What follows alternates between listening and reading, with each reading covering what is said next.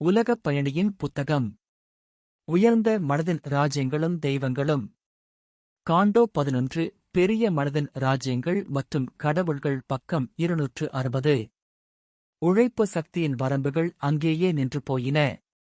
ஆனால் இருத்தலும் படைப்பும் அங்கேயே நின்றுவிடுவதில்லை. ஏனென்றால் சிந்தனை மரண மனதின் வட்டங்களைக் கடந்து செல்கிறது.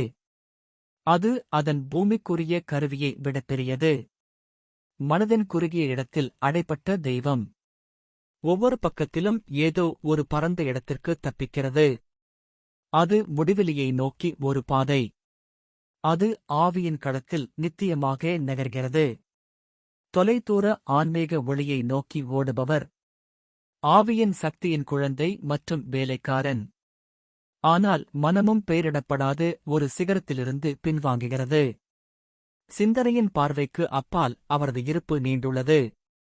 ஏனென்றால் ஆவி நித்தியமானது மற்றும் உருவாக்கப்படாது.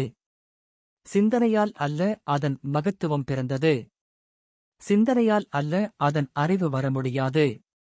அது தன்னை அறிந்திருக்கிறது, தன்னில் அது வாழ்கிறது. எந்த எண்ணமும் எந்த வடிவமும் இல்லாத இடத்தில் அது நகர்கிறது. அதன் கால்கள் வரையறுக்கப்பட்ட விஷயங்களில் நிலையாக உள்ளன. அதன் இறக்கைகள் எல்லையற்றதைக் கடக்கத் துணிகின்றன. அவரது படிகள் என்று அழைக்கப்படும் பெரிய மற்றும் அற்புதமான கூட்டங்களின் ஒரு அதிசய இடத்திற்குள் வருகிறது.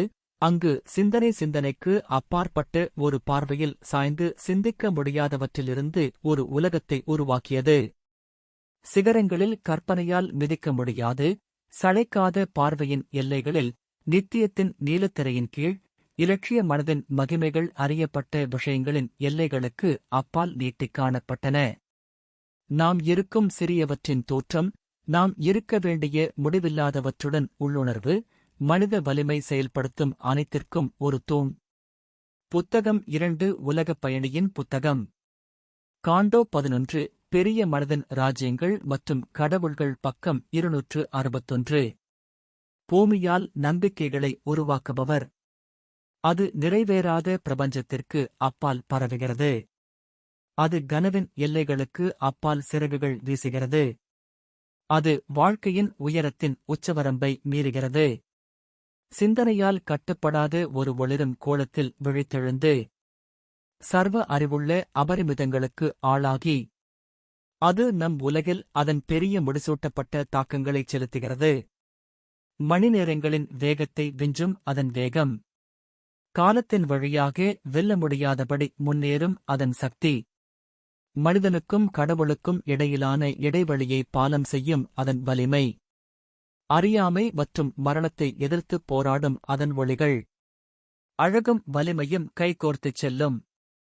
அதன் பரந்த இலட்சிய விண்வெளியில் ஆவியின் உண்மைகள் உயிருள்ள கடவுள்களாக வடிவம் பெறுகின்றன, மேலும் ஒவ்வொன்றும் அதன் சொந்த உரிமையில் ஒரு உலகத்தை உருவாக்க முடியும்.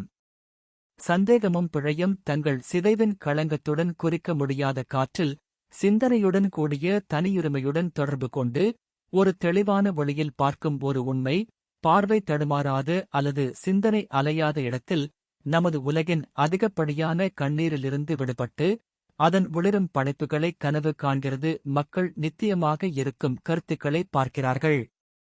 சிறந்த சிம்மாசனத்தின் எஜமானர்களுக்கு மேலே மகிழ்ச்சி மற்றும் முழுமையான சக்தியின் சூரிய ஒளியில் பாதுகாப்பான மகிழ்ச்சியின் அமர்வுகளில், ஒளிரும் உறுதிப்பாட்டின் பகுதிகளில். அந்த பகுதிகள் நமது உழைப்பு மற்றும் ஏக்கம் மற்றும் அழைப்பிலிருந்து வெகு தொலைவில் உள்ளன. பரிபூரணத்தின் ஆட்சி மற்றும் புனிதமான சரணாலயம் மனித மனதின் நிச்சயமற்ற எண்ணங்களுக்கு மூடப்பட்டுள்ளன. மரண வாழ்க்கையின் கொந்தளிப்பான நடைபாதையிலிருந்து தொலைவில் உள்ளன. ஆனால் நமது இரகசியங்கள் நெருங்கிய உறவினர்களாக இருப்பதால், அடையப்படாத தெய்வீகத்தின் மூச்சு நாம் உழைக்கும் அபூரண பூமியை பார்வையிடுகிறது. ஒளிரும் ஈதரின் தங்க சிரிப்பின் குறுக்கே நமது வருத்தப்பட்ட திருப்தியற்ற வாழ்க்கையில் ஒரு ஒளி விழுகிறது.